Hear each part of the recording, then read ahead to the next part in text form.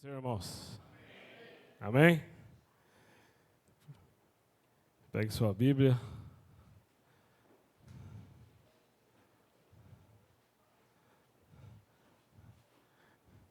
Quem está com calor aí? Fala, obrigado, Senhor. É isso aí.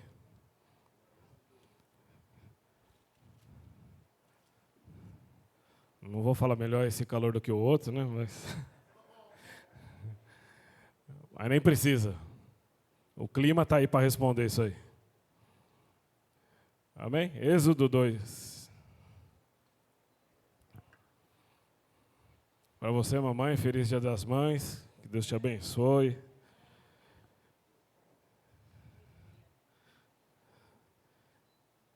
Aleluia. Êxodo 2. Êxodo é o segundo livro da Bíblia.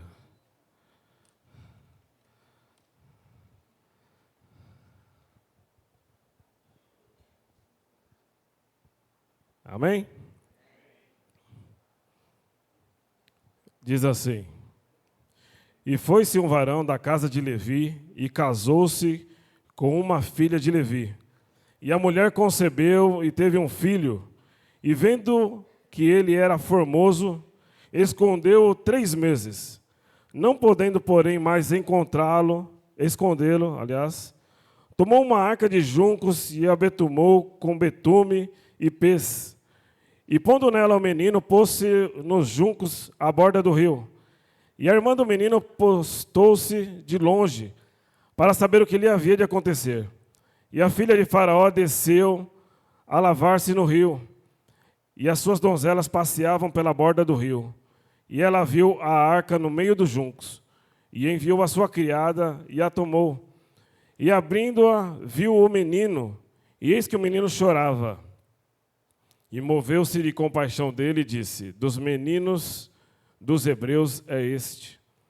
Então disse a sua irmã, a filha de Faraó: Irei eu chamar uma ama das hebreias, que crie este menino para ti.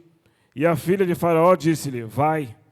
E foi-se a moça e chamou a mãe do menino. Então lhe disse a filha de Faraó: Leva este menino e cria-mo, eu te darei teu salário. E a mulher tomou o menino e o criou. E sendo o menino já grande, ela o trouxe à filha de Faraó, a qual o adotou, e chamou o seu nome Moisés. E disse: Porque das águas o tenho tirado. Amém? Pode dar um glória a Deus aí e sentar.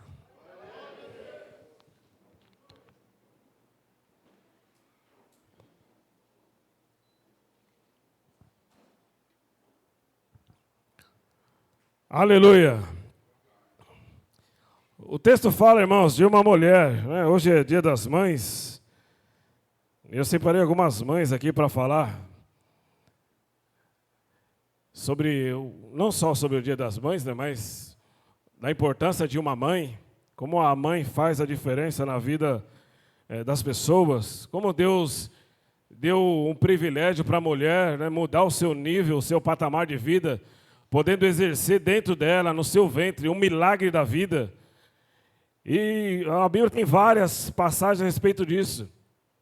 E nesses dias que a gente está vendo sobre o Rio Grande do Sul, né, eu fiquei pensando a respeito de mães que estavam lá sofrendo, de pessoas que estavam sofrendo. Né, e eu acho interessante, às vezes, a postura das pessoas. Eu vi pessoas que foram falar assim, porque Deus está irado, né, e Deus profetizou que ia exercer juízo, e desceu o juízo lá no Rio Grande do Sul. Né, pode até ser que seja verdade tudo isso, não duvido do que Deus pode fazer. Mas o problema é que quando a gente fala, às vezes, na situação, a gente incorpora um espírito para julgar as pessoas. E parece que a gente tem prazer em ver Deus exercer o juízo, quando é no próximo. Porque quando é em nós, o Senhor tem misericórdia. E a gente busca misericórdia. E os dias que a gente tem visto, irmãos, não importa se pecaram lá. Não importa o que fizeram lá. Importa é como você, como crente, tem reagido à situação que está ocorrendo lá. Não só lá, porque nós estamos abalados porque foi no Rio Grande do Sul, foi aqui pertinho. Mas se você analisar no mundo houve 5 tragédias simultâneas. 5 tragédias simultâneas. Na China, né, cerca de 127 milhões de pessoas estão desalojadas por causa de uma enchente. Né, não só aqui no Rio Grande do Sul, na China também. E tem outras partes do mundo, né, nos Estados Unidos apareceu, eu estava assistindo, irmãos, é impressionante. Estava a cidade aqui, ó, tranquila, de repente, assim, ó, subiu assim, ó, do mar, assim, ó, um tornado, e ele destruiu a cidade. E as pessoas ali assustadas, impactadas, porque não tinha nem para onde fugir. Eu vi o rapaz, ele estava com o celular assim, escondidinho, né? E começou a voar tudo, arrancar tudo, carro sendo arrastado. Né? Depois passou uma imagem perto do centro da cidade, tinha tipo um restaurante, mas passou uma cadeira, acho que ela estava mais rápido que um carro de Fórmula 1. E eu fiquei pensando, falei, olha como estão as pessoas sendo abaladas pelas estruturas da terra. Claro que tudo que está acontecendo, irmãos, são sinais de que Jesus está voltando. Né? O que a gente tem visto aí, dessas tragédias das coisas da natureza, né, é tudo por causa do que eu e você e o mundo aí planta. Só para você ter uma ideia, nesse último ano, os oceanos eles aumentaram a sua temperatura em 1 grau Celsius. E já ocorreu toda essa tragédia aí que a gente está vendo. E a previsão é que no próximo ano ele aumente 1,5 graus. 1,5 graus parece pouquinho, né? Mas quando a gente pensa isso a nível de oceano, a nível do planeta como um todo, e se você vê as faixas que eles colocam, os cientistas demonstram onde está mais aquecendo, a gente vê que daí para frente, irmãos, cada dia é pior. Tem a previsão dos cientistas que em 2026, não está muito longe, tem um colapso mundial por causa da água. Graças a Deus que Deus falou que não ia destruir mais a terra com água, né? Mas é só para nós entendermos um pouco da dimensão daquilo que está acontecendo, irmãos. Cada dia que passa, os sinais estão aí mais claros, mais evidentes, e nós precisamos estar atentos. Precisamos estar participando daquilo que Deus quer para nós, como igreja, como povo de Deus, como aquele povo que foi escolhido por Deus, separado por Deus, preparado por Deus para fazer uma obra que o mundo aí precisa. É a mesma história que nós estamos falando aqui. Nessa época aqui do tempo de Moisés, a Bíblia diz que o povo de Deus cresceu absurdamente no Egito. E aí o faraó, com medo daquele povo que já havia sido multiplicado grandemente, ele decide então matar as crianças, para que não se gerasse mais filhos, não se gerasse mais herdeiros, não se gerasse mais população, não se aumentasse mais a quantidade de pessoas no Egito. E a gente vê que o texto aqui, ele fala de uma mulher, que a gente sabe depois qual é, mas por enquanto o texto aqui fala que era uma mulher. Por que uma mulher? Porque era uma situação comum, poderia acontecer com qualquer uma, poderia ser o privilégio de qualquer uma, não tinha uma nominação sobre a mãe aqui nesse caso. Moisés ele aparece aqui, mas a sua mãe ainda não aparece na figura da pessoa que está próxima a ele, que gerou ele, que cuidou dele. E aí a gente vê que o texto ele fala que as pessoas, as parteiras, aliás, elas tinham recebido as ordens para que as crianças, quando nascesse, se nascesse mulher, poderia deixar, mas se nascesse homem, deveria ser morto. Mas a Bíblia diz que as parteiras, o milagre já começa daí, né? A Bíblia diz que as parteiras temiam ao Senhor. As parteiras temiam ao Senhor, muito mais ao Senhor do que as ordens de Faraó, porque certamente se Faraó descobrisse que elas estavam desobedecendo uma ordem dele, seriam mortas. E a gente vê que na figura aqui das parteiras já começa o milagre de Deus, já começa o posicionamento das pessoas que servem a Deus. Não importa, irmãos, a ordem que o mundo impute sobre a minha vida ou sobre a sua, importa a ordem que partiu da boca de Deus. Ela é que vai fazer a diferença, ela é que vai definir o meu caminho, ela é que vai definir a minha conduta, o meu comportamento e a realização do que Deus tem para mim ou para você. Então o que vale primeiro Aprenda com a história. O que vale, irmãos, é a minha postura em relação a Deus. Seja qual for a situação na sua vida que você esteja passando e que você entrou aqui hoje, vale a ordem que saiu da boca dele. A sentença que o mundo passa, que o diabo às vezes oferece para você, ela não é nada diante da ordem dele. A Bíblia diz que tudo que sai da boca de Deus não volta para ele vazia, tem um propósito, tem um objetivo e deverá ser realizada. E deverá ser realizada. O que Deus determina, irmãos, é para ser realizado. Não importa a condição, não importa a circunstância, não importa a capacidade, não importa nada. Importa que você escute e obedeça à voz dele. A vida de Moisés é poupada. Olha o menininho lá, e as parteiras, olha, é um menininho formoso. Né? Você fica imaginando uma criança, né, pequenininha. É só a gente analisar o caso do Rio Grande do Sul. Aí. Eu vi o testemunho do bombeiro, né, chocante. Né?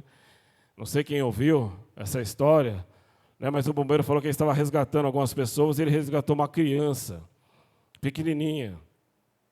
E essa criança pequenininha falou para ele, olha, pega essa bonequinha para mim aqui, que é para eu brincar. E quando o bombeiro foi lá e pegou a bonequinha na verdade era uma criança, né, que acabou no meio, provavelmente os pais morreram também, né, e ela acabou morrendo. E o bombeiro falou assim, ó, para mim acabou o dia.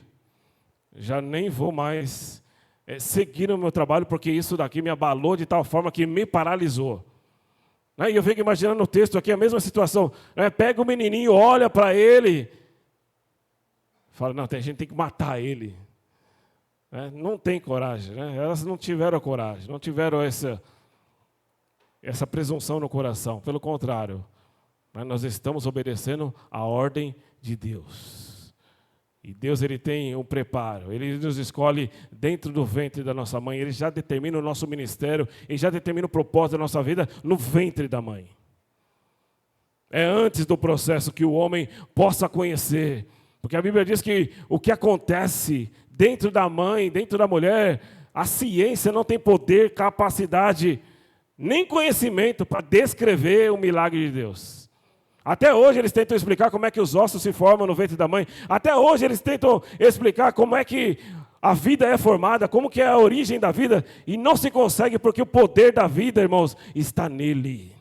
É Ele quem define todas as coisas, é Ele que define o dia, a hora, o projeto, o propósito, o ministério, as ações, está nele.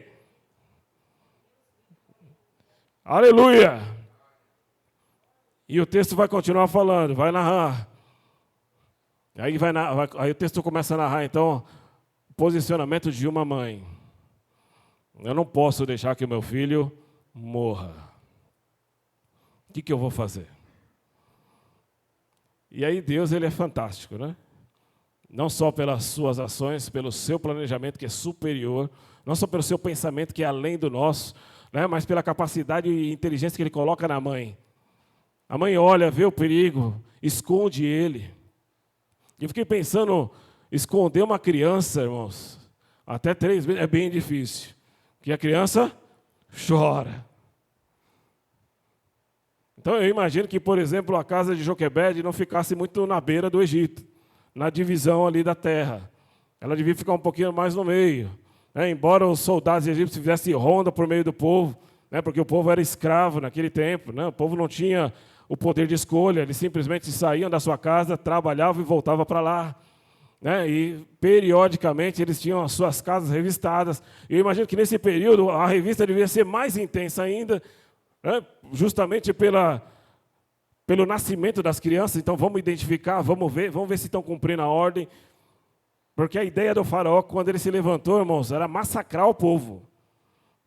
Era essa era a ordem dele. Esse era o projeto dele. Eu preciso manter sobre o povo o cabresto. Eu preciso manter sobre o povo a autoridade. Eu preciso manter sobre o povo o domínio. E ele foi buscando no povo onde que ele poderia dominar. Quais áreas da vida daquelas pessoas poderiam ser dominadas precisariam ser trabalhadas de tal modo que eles não pudessem ousar um plano de rebeldia. A primeira coisa que o faraó começa a fazer é: vamos diminuir a quantidade de pessoas. Vamos diminuir a forma de adoração. Vamos determinar limites nas ações. Vamos determinar o que pode e o que não pode. Vamos determinar o que pode comer e o que não pode comer. E é uma série de situações que são colocadas sobre aquele povo para que o povo mantivesse escravo. E sabe o que está acontecendo hoje? Hoje o diabo tem agido da mesma forma. Ele tem buscado na minha vida e na sua, irmãos, circunstâncias, ações, projetos, ideais, opiniões, ideologias que permaneçam na nossa vida escravos do seu pecado. Ele busca em nós situações para que eu me mantenha longe de Deus. Eu gosto de Jesus porque ele é fantástico. O diabo tem planejado, irmãos, constantemente. Você pode perceber, quanto mais, hoje, se você for na internet, aí, qualquer lugar que você for no YouTube, aí, colocar, hoje, é uma enxurrada de pessoas falando sobre Jesus está voltando. Jesus está às portas. A natureza clama por Jesus. A natureza tem clamado pela volta dele. E tem tudo que você vê tem anunciado, tem falado, tem mostrado os ideais, mostrado o planejamento do que a terra, irmãos, tem sofrido, porque tem sido anunciada a palavra de que ele virá. E para nós deveria ser um motivo de glória isso. Para nós deveria ser um motivo de alegria isso. Saber que ele está voltando. Você está feliz com essa notícia de que ele está voltando? Não parece. Não parece. Será que os seus problemas têm sido maiores do que a sua adoração a Deus? Será que as suas dificuldades têm superado a esperança da promessa? Será que o meu desânimo tem sido maior do que a minha vontade de adorar? Os últimos dias, irmãos, são aqueles dias em que a Bíblia especifica claramente: por se multiplicar a iniquidade, o amor de muitos esfriará.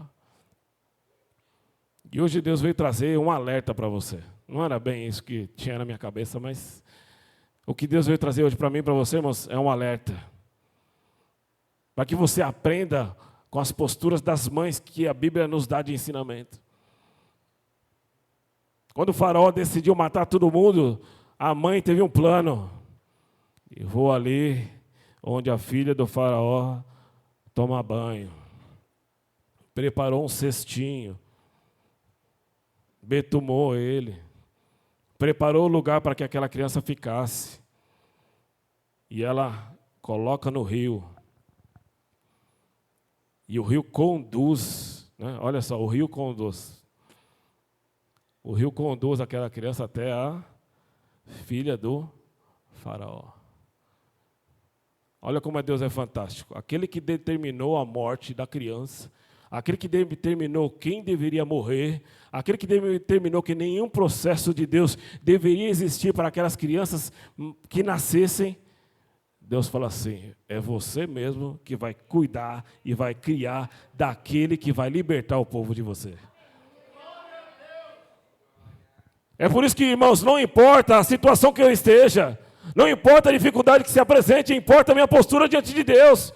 Se Joquebede olhasse ali e falasse assim: não, agora está perdido, é melhor que eu mesmo mate, para que a minha dor seja menor. Ela poderia ter extirpado o reino, poderia ter extirpado o Salvador, ele poderia ter morrido ali perdido, mas não, ela permaneceu. Para e pense, irmãos, a mãe foi obrigada a dar o seu filho. Você já parou para pensar nisso? Você daria o seu filho?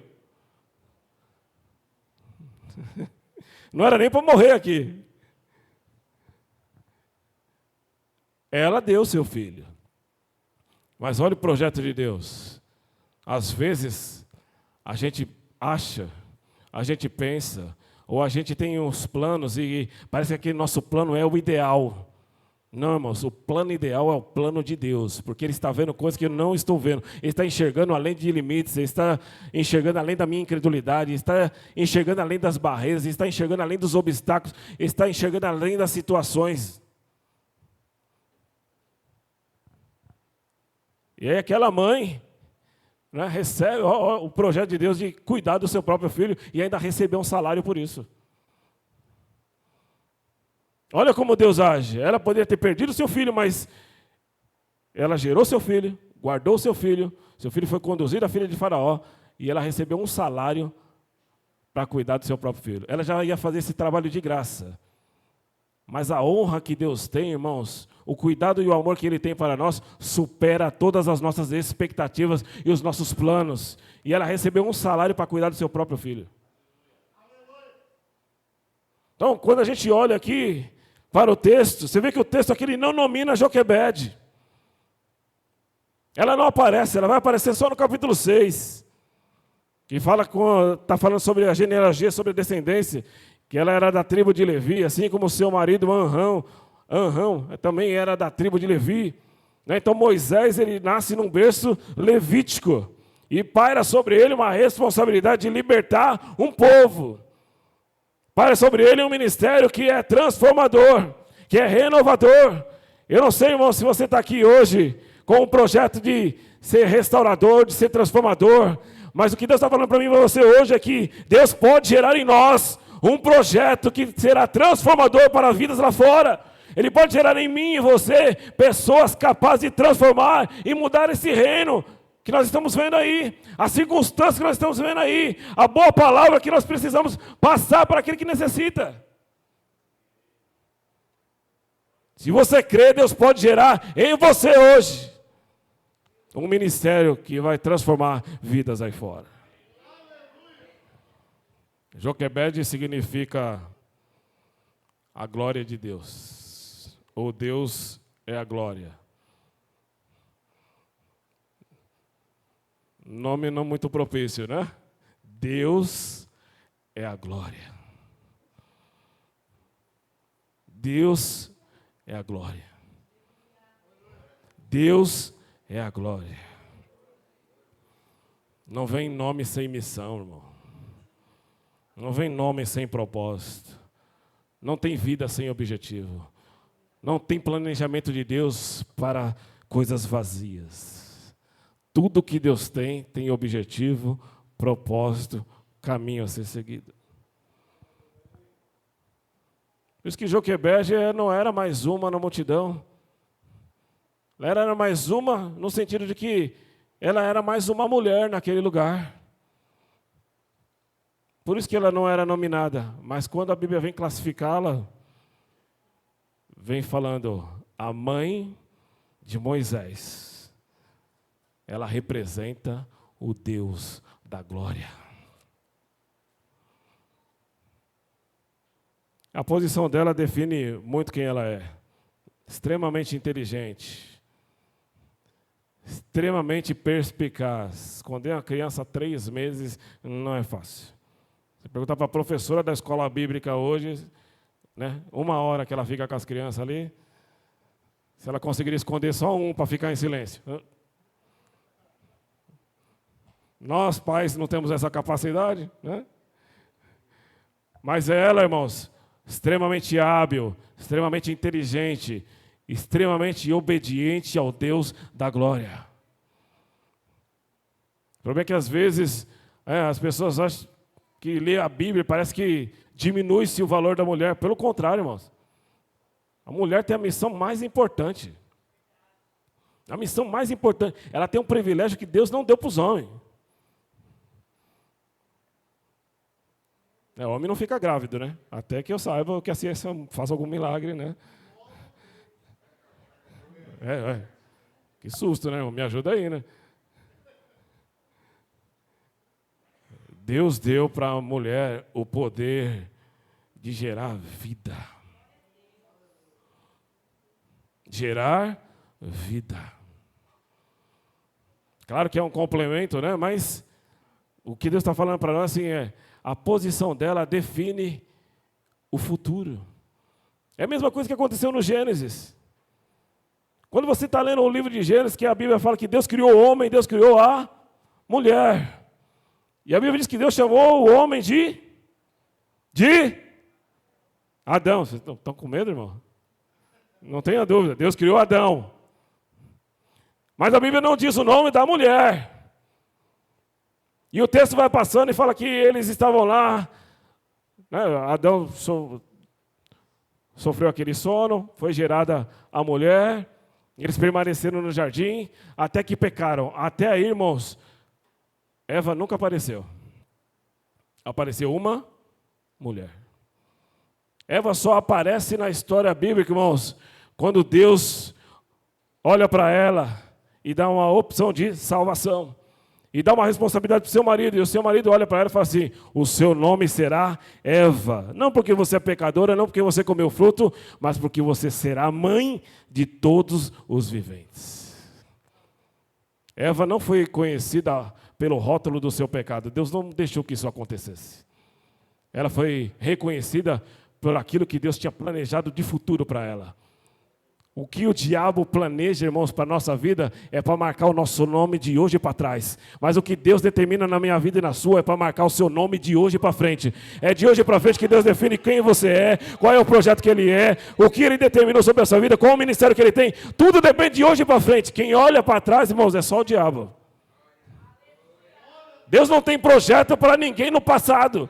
Deus não tem projeto para falar assim: ah, você era pecador, hoje você vai ser isso. Ah, você era aquilo, hoje você vai ser aquilo outro. Não, o projeto de Deus é quando você tem um encontro com Ele e Ele marca a sua vida para que você nunca mais seja igual ao seu passado.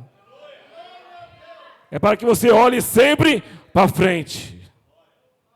Talvez você entrou aqui com algum pecado, com algum erro, com alguma falha que você não confessou, irmãos. Hoje Deus te dá a oportunidade de você confessar, se arrepender, porque o plano que Ele tem para a sua vida é de hoje para frente. De hoje para frente. Se o diabo quiser te rotular pelo seu pecado, pelo teu erro, ele que fique lá. Porque aqui Deus vai te dar um novo nome, e nesse nome há um projeto ministerial de vida, para que você não seja reconhecido pelo seu pecado, mas pelo plano e o projeto que Deus tem na sua vida. É assim que as coisas de Deus funcionam, irmãos. Foi outra mãe. Outra mãe. Numa situação diferente, mas uma mãe que derivou todas as coisas. Essa semana eu vi até uma pessoa falando assim: isso acontece muito na aula de batismo, né? Que normalmente aparece a pergunta no batismo: por que eu preciso aceitar Jesus se eu nunca neguei, né? E eu vi uma pessoa falando o seguinte: eu não estava lá no jardim quando Adão e Eva pecaram, mas eu sou consequência disso, e esse pecado me afeta. Aí o outro respondeu, falou: você não estava no jardim, eu também não estava no jardim quando eles pecaram, mas eu também não estava na cruz, quando Jesus foi crucificado e morreu por mim, para me dar uma oportunidade de uma nova vida. O que importa para nós, irmãos, é o que eu vejo de Deus. É o projeto que Ele idealiza para mim. Quem estava na cruz estava olhando para o passado, mas Jesus estava olhando para o futuro. O ladrão que estava do lado dele estava olhando para o passado, para as coisas que tinha feito errado, os pecados que havia cometido. Jesus estava olhando para o futuro e falando: não, hoje mesmo estará comigo no paraíso. Hoje mesmo eu tenho um plano novo para você. Hoje mesmo eu tenho um reino novo. Eu tenho um projeto novo. Eu tenho um novo nome. Eu tenho um novo estilo de vida para você. Esse que é o problema nosso, irmãos. Quanto tempo da nossa vida a gente está perdendo com as coisas que já foram? Deus quer que você hoje comece a investir o seu tempo naquilo que Ele fará. Porque Deus, fala para o seu irmão, Deus, não, forte, Deus não escolhe ninguém para qualquer coisinha. Qualquer projeto de Deus serve para transformar qualquer pessoa que ouça a voz que sai de mim. Aleluia! É aquilo que Deus coloca em mim. É aquilo que eu vejo. É aquilo que eu busco. É por isso que a Conceição ora aqui. Ela ora aqui não é para determinar o seu passado, porque o seu passado já foi. Ela está orando aqui para determinar qual será o seu futuro, para que ele seja diferente do seu passado.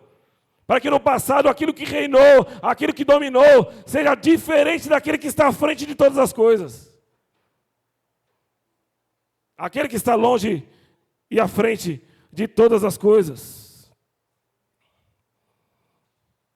Eu vou falar de outra mãe agora. Lá no livro de 1 Samuel, no capítulo 1, fala de uma outra mãe.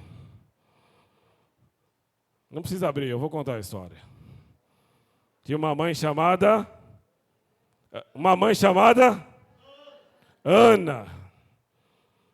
O nome Ana significa cheia da graça, ou graciosa, ou a graça de Deus. Já começa pelo nome, o projeto de Deus já começa pelo nome. Ela deseja no seu coração ter um filho. Mas eu acho fantástico que no livro de 1 Samuel, no capítulo 1, no versículo 5, fala assim que Deus, eu quero que você entenda bem o que eu vou falar agora. Deus cerrou a madre de Ana para que ela não pudesse gerar filho. O que é isso, pastor? É simples. Deus não queria que ela tivesse um filho. Naquele momento, naquela circunstância. Nossa, que Deus ruim, hein? Não queria que ela pudesse ser mãe. Não, nada disso. Entenda a visão de Deus, entenda o projeto de Deus. Entenda que as coisas de Deus não são do passado, as coisas de Deus são para o futuro. Ela permaneceu ali, todo ano ela ia diante dos templos, diante do sacerdote, mas ela tinha um único objetivo, ela queria ser mãe. Ela queria ser promovida, né, de mulher para mãe. Não queria permanecer ao longo da sua vida sem poder gerar um filho. Mas as coisas de Deus, irmãos, não que Deus não atenda oração, claro que Ele atende, mas as coisas de Deus são tudo com um objetivo, propósito e um caminho a ser seguido. Naquele tempo, o povo de Deus não vivia de acordo com as leis de Deus. Não agia com o objetivo de agradar a Deus. Então não bastava Deus dar apenas um filho para Ana, para que fosse mais um. Mas Ana olhava para si e falava assim, mas Senhor, o meu nome é cheia de graça. E o que eu menos tenho para te oferecer aqui hoje é graça. Porque todas as vezes que ela ia no templo, ela se lamentava. Aleluia. Quando nós estamos, irmãos, com o foco principal da nossa vida, no nosso desejo, a única coisa que a gente vai alcançar é lamentação. Eu vou falar de novo. Quando tudo aquilo da minha vida é concentrado num desejo pessoal, e eu esqueço o desejo de Deus, e eu esqueço o propósito de Deus, e eu esqueço a vontade de Deus, certamente o final será lamentação. E foi assim durante muitos anos, anos e anos, até que um dia ela vai com o coração diferente. Ela vai naquele templo não para pedir mais. Ela não vai naquele templo para buscar algo pessoal. Ela vai lá para abrir o seu coração. É isso que o texto diz. Que ela abriu o seu coração. Que a sua boca, ela não conseguia traduzir o que o seu coração sentia. Mas a oração mais eficaz não é aquela que sai da nossa boca, mas é aquela que sai da entranha da nossa alma, porque ela tem o poder de transformar o coração de Deus. E a Bíblia diz que quando Deus ouviu aquela oração, Deus a transformou em alguém produtivo. Começava a nascer o ministério. A primeira coisa que Deus precisa fazer, irmãos, na minha vida e na sua, para que o ministério dele nasça de verdade, é trocar o seu objetivo. Se o seu objetivo de vida é agradar a Deus, amém. Você já está no caminho do ministério. Enquanto o seu objetivo está naquilo que você acha, naquilo que você pensa, naquilo que você planeja, né, na cartinha que você escreve, né, em todos os seus objetivos, se o principal não for a vontade de Deus, irmãos, vai demorar muito mais tempo para você usufruir dos projetos de Deus. Deus não tinha para Ana um filho, irmãos. Deus tinha para Ana alguém que teria, assim como Moisés, olha que fantástico isso.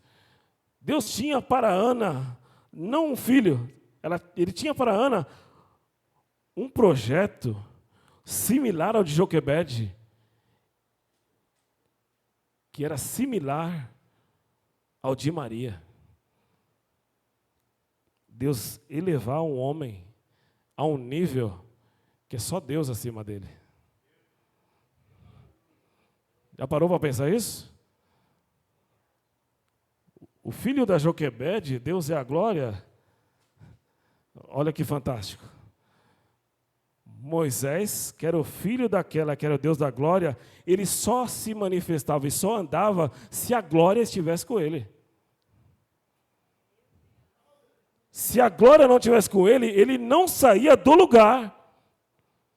Mesmo quando a sua mãe o deixou de lado para que ele seguisse o ministério, que era o Deus da glória, depois o Deus da glória pessoalmente o acompanhava. São estágios da minha vida e da sua que nós precisamos amadurecer, irmãos. Sair da barrinha da mamãe, do cuidadinho da mamãe, do projetinho da mamãe, para começar a participar do projeto de Deus, específico de Deus.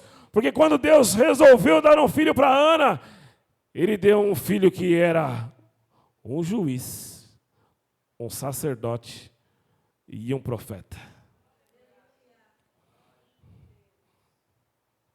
Era qualquer filho? Um juiz, um sacerdote e um profeta. Foi alguém de extrema autoridade, de extremo poder. Assim como Moisés. Que a Bíblia diz que acima de Moisés só teve um.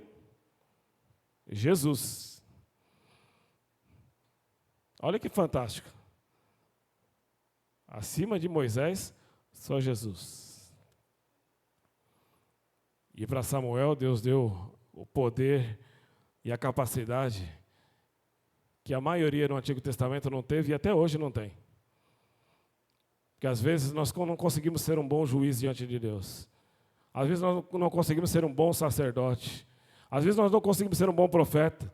Às vezes nós nem fomos chamados para isso. Às vezes a gente só tem um chamado específico. Mas nele pairava o Espírito de Deus de forma extraordinária. Que ele tinha poder de determinar o sacrifício.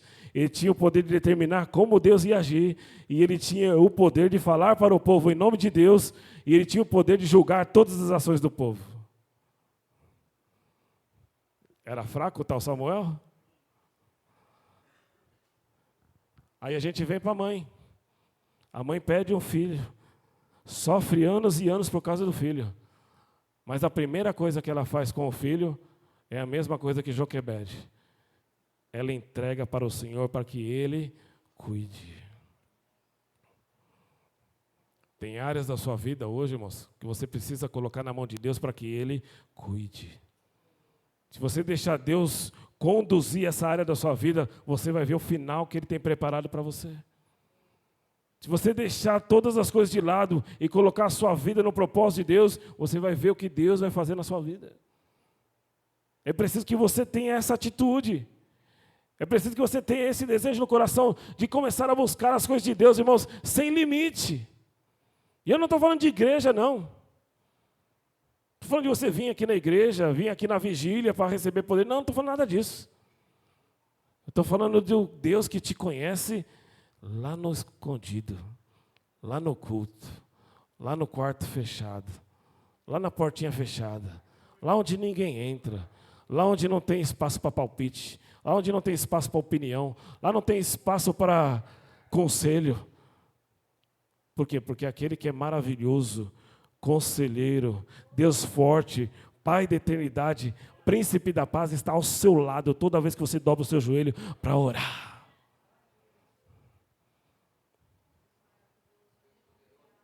O propósito da mãe era gerar um filho, mas que o filho fosse uma excelência do poder para Deus. Então, para eu pensar nisso, ela quis tanto um filho, mas não para que o filho fosse seu, para que ela cuidasse dele, para que ela estivesse com ele, não.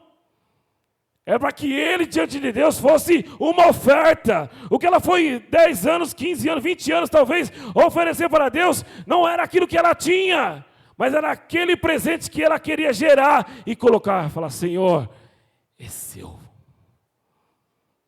é o maior desejo do meu coração, mas hoje ele é seu.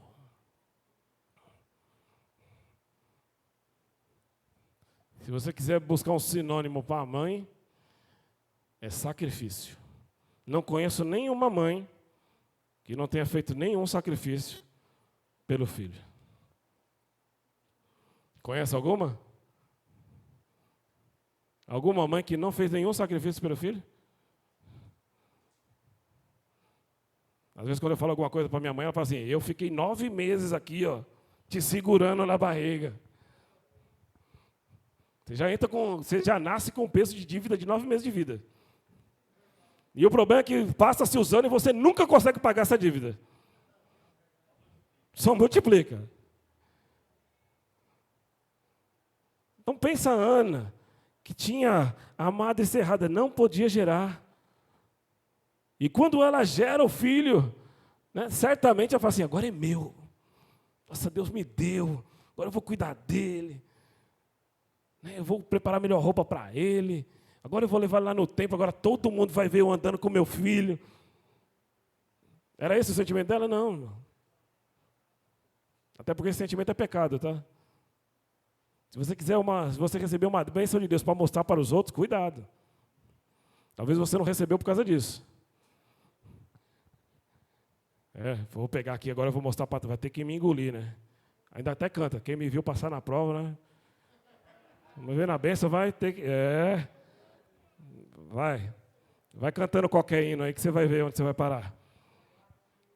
Ela entregou o projeto para Deus. Foi pessoal. Ninguém interviu. Eucana nem deu palpite. O texto não fala da posição de Eucana. Não fala que Eucana achou ruim. Não fala que Eucana deu opinião. Ele era o pai. Ele poderia falar para ela, não vai dar nada, é meu também. A autoridade está sobre mim, você tem que me obedecer. Foi isso que ele fez? Não. Porque quando o projeto de Deus nasce na nossa vida, irmãos, nasce na nossa vida, ninguém impede. Ninguém impede. Ninguém impede. Porque Deus ele se torna o responsável, o fiador da dívida, para que você pague. Onde aconteceu isso na Bíblia? Mateus, Lucas, Marcos e João. Fala a história de uma outra mãe. Uma mãe chamada Maria. O nome Maria significa Senhora Soberana. Senhora Soberana. Perceba que a gente vê do Deus da glória, a mãe de todos os viventes, a cheia da graça, e Deus vai terminar na Senhora Soberana. Essa daí vem com destaque diferente. Ela vem com um projeto diferente. Não um projeto de mãe, porque o projeto de mãe era gerar. Ela foi gerado, Jesus foi gerado do Espírito Santo, mas ele foi gerado 9 meses na mãe. Mas ela vem numa situação onde o ambiente precisava conhecer a Deus. Tem situações que eu preciso conhecer o Deus para modificar o ambiente. Tem situações que o ambiente precisa ser modificado por Deus para que eu apareça. Para que você apareça. É por isso que quando nós oramos, irmãos, a gente tem que aprender bem com a oração do Pai Nosso. Senhor, seja feita a tua vontade. Porque a vontade dele vai trabalhar na situação de tal modo que tudo aquilo que aconteça tenha um objetivo: Deus ser glorificado. Então, às vezes, você precisa passar numa situação, numa circunstância, para que Deus mude a sua vida, para que você mude o ambiente que você está. Mas tem situações que Deus vai mudar o ambiente para que você apareça. Talvez você está escondidinho, ou talvez você está esquecido igual Mefibosete, largadinho lá. Mas Deus não esquece ninguém. Deus não larga ninguém. E ele olha para Mefibosete e fala, você está aí? Seu lugar não é aí. Seu lugar é vem aqui sentar na mesa do rei. As pessoas podem esquecer, os projetos podem passar, o tempo pode passar, os profetas podem mudar, a palavra nunca. Tem uma promessa sobre você. Vem sentar na mesa do rei. Eles precisam mudar ele, precisam mudar o Mefibosete. Mas no caso de Maria, não. No caso de Maria, a sociedade extremamente machista. Ela era muito novinha, mas ela já começa com uma vida de grande impacto. O seu nome, Senhora Soberana. Já vem com o devido respeito. Já não vem qualquer mensageiro, já não vem um sacerdote, já não vem um profeta, já não vem um anúncio. Poderia todo mundo falar, poderia todo mundo ter uma boa palavra sobre ela. Ela poderia ser uma mulher de destaque, com certeza ela era. Ela era uma pessoa pura, ela era virgem, ela era escolhida, ela era separada. Então eu preciso agora de uma atitude diferente. Deus não manda qualquer mensageiro, Deus não escolhe qualquer pessoa, Deus manda um anjo. Fala, hoje o encontro é diferente.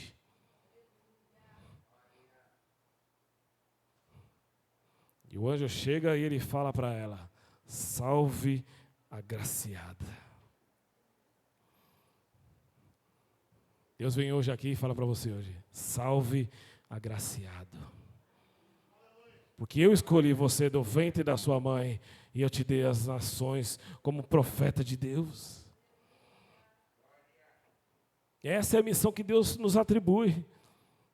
E de repente chega para Maria e fala, olha, você vai ser a responsável por gerar o Filho de Deus. Você não vai ter qualquer missão. Você não vai ser rotulada. Você não vai vir para atender expectativas de homens.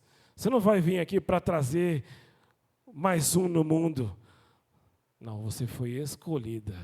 E eu, anjo Gabriel, vem pessoalmente dizer para você, salve agraciada, bendita és entre as mulheres, porque o teu ventre dará a luz ao Filho de Deus. Parece uma palavra fantástica, e é. Mas qual era o ambiente que ela estava? Como é que ela está grávida, solteira? Deus precisava modificar o ambiente. Como é que Deus muda o ambiente? Como que Deus muda o ambiente? Fala para o seu irmão assim, Deus muda o ambiente na autoridade do responsável.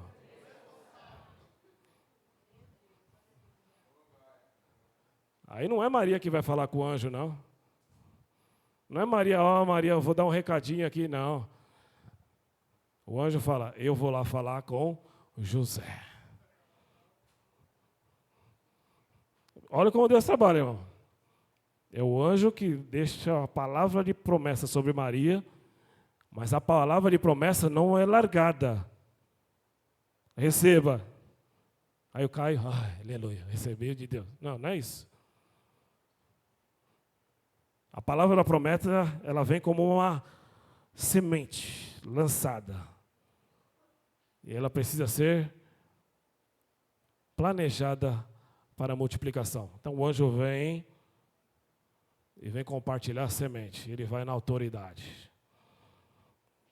E ele fala, José, o que está sendo gerado em Maria é do Espírito Santo. Você não vai abandonar, você não vai fazer nada. Você vai ser a autoridade.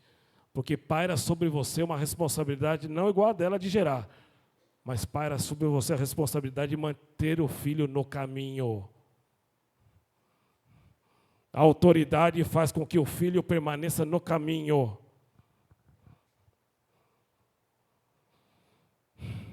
Viu, pai e mãe? A autoridade faz com que o filho permaneça no caminho. José desiste da sua partida, desiste da sua saída. Fala, agora você precisa ser a soberana. A senhora você vai ser porque já está casada comigo, mas agora você vai ser a soberana, porque o que tem dentro de você tem o poder e a capacidade, o domínio, a autoridade de ter um nome que é sobre todo nome, para que se dobre diante dele todo joelho no céu, na terra e debaixo da terra.